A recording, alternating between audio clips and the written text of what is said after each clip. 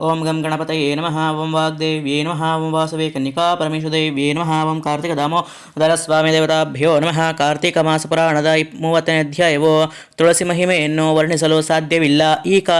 ಈ ಮಹಾನ್ ವೃಕ್ಷದ ಬುಡದಲ್ಲಿ ಸಕಲ ತೀರ್ಥಗಳು ಸನ್ನಿಹಿತವಾಗಿರುತ್ತವೆ. ಆದ ಕಾರಣ ತುಳಸಿ ಮೃತ್ತಿಕೆಯನ್ನು ಹಣೆಗೆ ತಿಲಕವಾಗಿ ಧರಿಸಿದರೆ ಗ್ರಹಪೀಡ ಪರಿಹಾರವಾಗುತ್ತದೆ. ತುಳಸಿಯಲ್ಲಿ ಸಕಲ ದೇವತೆಗಳು, ವಿಶೇಷವಾಗಿ ಜಗತ್ತಿನ ಮಾತಾಪಿತರಾದ ಲಕ್ಷ್ಮೀನಾರಾಯಣರು ಸನ್ನಿಹಿತರಾಗಿರುತ್ತಾರೆ. ತುಳಸಿಯ ದಳದಲ್ಲಿ ದಾಮೋದರನ ಸಾನ್ನಿಧ್ಯ ಇರುತ್ತದೆ. ಯಾವ ಪಾಪಗಳನ್ನು ಯಮಧರ್ಮರಾಜನು ಪರಿಗಣಿಸುವನೋ ಆ ಪಾಪಗಳೆಲ್ಲ ತುಳಸಿ ವನದರ್ಶನ, ತುಳಸಿ ಸ್ಪರ್ಶ, ಪೂಜೆಯಿಂದ ಸುಟ್ಟು ಹೋಗುತ್ತವೆ. ಗಂಗಾದಿ ತೀರ್ಥಗಳು, ಸಕಲ ಯಾತ್ರಾ ಸ್ಥಳಗಳ ದರ್ಶನ ಭಾಗ್ಯ ತುಳಸಿ ಬೃಂದಾವನ ದರ್ಶನದಿಂದ ಲಭಿಸುತ್ತದೆ. ತುಳಸಿ ಮೃತ್ತಿಕೆ ವೃಕ್ಷವಿದ್ದಲ್ಲಿ ಭಗವಾನ್ ಮಹಾವಿಷ್ಣುವಿನ ಸಾನ್ನಿಧ್ಯವಿರುತ್ತದೆ.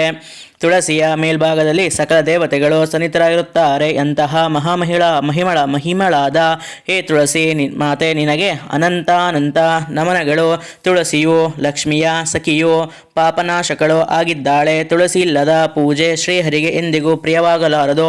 ತುಳಸಿ ಸ್ಮರಣೆಯಿಂದ ಹೋದಲ್ಲೆಲ್ಲ ಯಶಸ್ಸು, ಕಾರ್ಯಸಿದ್ಧಿ, ಜಯಲಾಭಗಳಾಗುತ್ತವೆ. ತುಳಸಿ ತೀರ್ಥವು ಅಮೃತ ಸದೃಶವಾದದ್ದು. ತುಳಸಿ ದಳವನ್ನು ಸಾಲಿಗ್ರಾಮಕ್ಕೆ ಶ್ರದ್ಧಾ ಭಕ್ತಿಗಳಿಂದ ಅರ್ಪಿಸಿದರೆ ಇದಕ್ಕಿಂತ ಉತ್ತಮವಾದ ಪೂಜೆ ಬೇರೊಂದಿಲ್ಲ.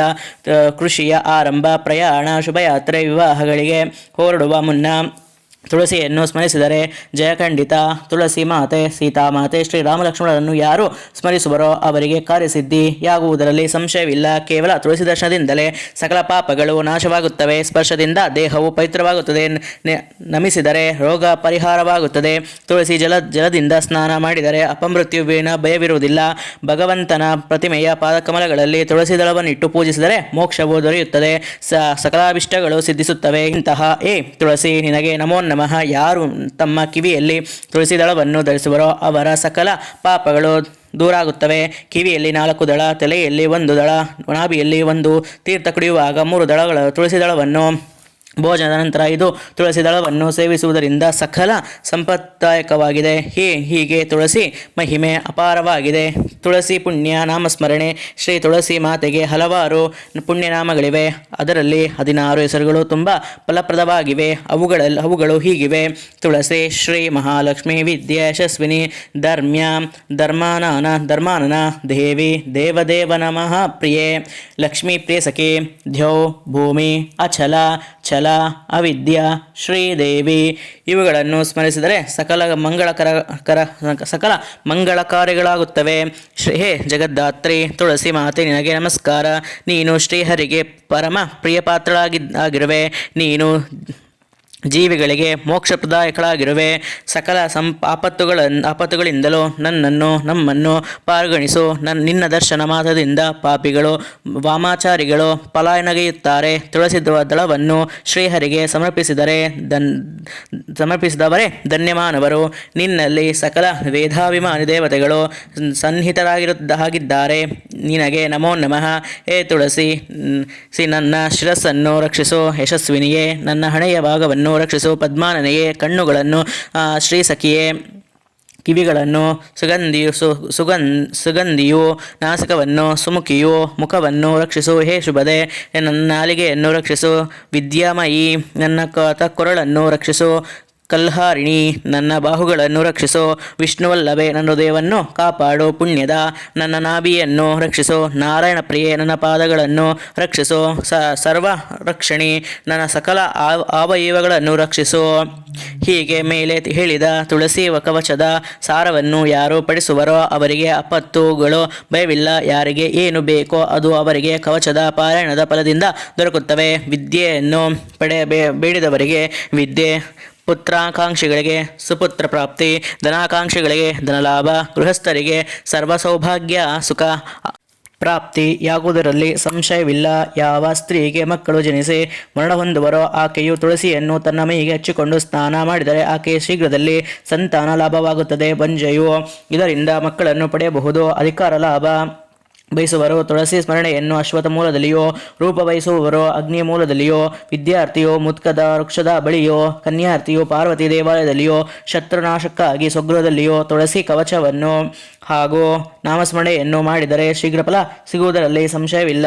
ತಾರಕಾಸುರ ಸಂಹಾರಕ್ಕಾಗಿ ಜನಿಸಿದ ಕುಮಾರಸ್ವಾಮಿಯು ದೇವಸೇನೆಯನ್ನು ಮುಂದಿಟ್ಟುಕೊಂಡು ಯುದ್ಧಕ್ಕೆ ಹೊರಡುವ ಮುನ್ನ ತುಳಸಿಯನ್ನು ಶ್ರದ್ಧಾಭಕ್ತಿಗಳಿಂದ ಸ್ಮರಿಸಿದರ ಫಲವಾಗಿ ಆತನು ತಾರಕನನ್ನು ಲೀಲಾಜಲವಾಗಿ ಸಂಹಾರ ಮಾಡಲು ಸಾಧ್ಯವಾಯಿತು. ಈ ರೀತಿಯಾಗಿ ತುಳಸಿ ಮಹಾತ್ಮೆಯನ್ನು ಪೂರ್ಣವಾಗಿ ನಿರೂಪಿಸಲು ಸಾಧ್ಯವಿಲ್ಲ. ಇದು ಅನಂತ ಫಲಪ್ರದ ಎಂಬ ಸತ್ಯವಾಕ್ಯವೆಂದು ಹೇಳಬಹುದು.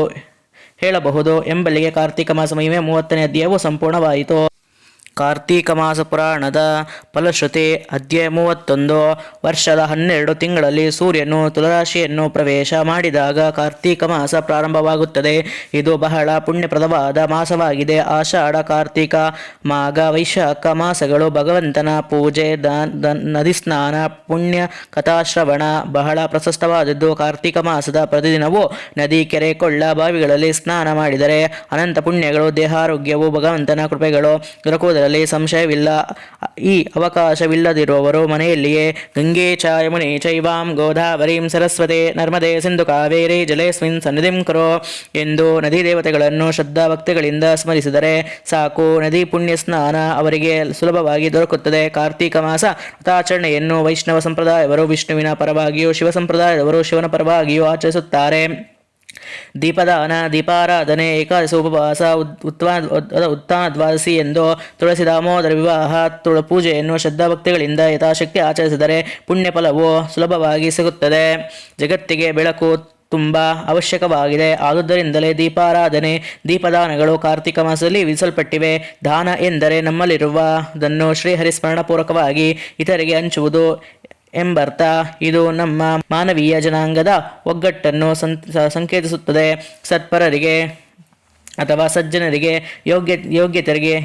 ಯೋಗ್ಯರಿಗೆ ನೀಡಿದ ದಾನವು ಅನಂತ ಪುಣ್ಯಪ್ರದವಾಗುತ್ತದೆ. ಕಾರ್ತೀಕ ಮಾಸದ ಪ್ರತಿದಿನವೂ ಪರ್ವಕಾಲಕ್ಕೆ ಸಮಾನವಾದುದು. ಪ್ರಾರ್ಥ, ಸ್ನಾನ, ಪೂಜೆ, ಸಂಧೆ, ದೀಪಾರಾಧನೆ, ಏಕಾದಶಿ, ದಶಮಿ, ತದಿಗೆ, ಹುಣ್ಣಿಮೆ, ಅಮಾವಾಸ್ಯೆಗಳೆಂದು ಯಥಾಶಕ್ತಿ ದಾನ ಇವುಗಳಿಂದ ಪೂರ್ಣ ಫಲವನ್ನು ಕಾರ್ತಿಕರು ಪಡೆಯುವ ಸುಲಭ ಸಾಧನವಿದು. ಎಂಬಲ್ಲಿಗೆ ಕಾರ್ತಿಕ ಮಾಸ ಮಹಿಮೆಯ 31ನೇ ಅಧ್ಯಾಯವು ಸಂಪೂರ್ಣವಾಯಿತು. ಹರಿ ಓಂ. ಪುರಾಣ ಕಥೆಗಳನ್ನು, ಮಾಸ ಕಥೆಗಳನ್ನು ಕೇಳಲು ನಮ್ಮ ಚಾನಲ್ ಸಬ್ಸ್ಕ್ರೈಬ್ ಮಾಡಿ, ಲೈಕ್, ಶೇರ್, ಕಾಮೆಂಟ್ ಮಾಡಿ.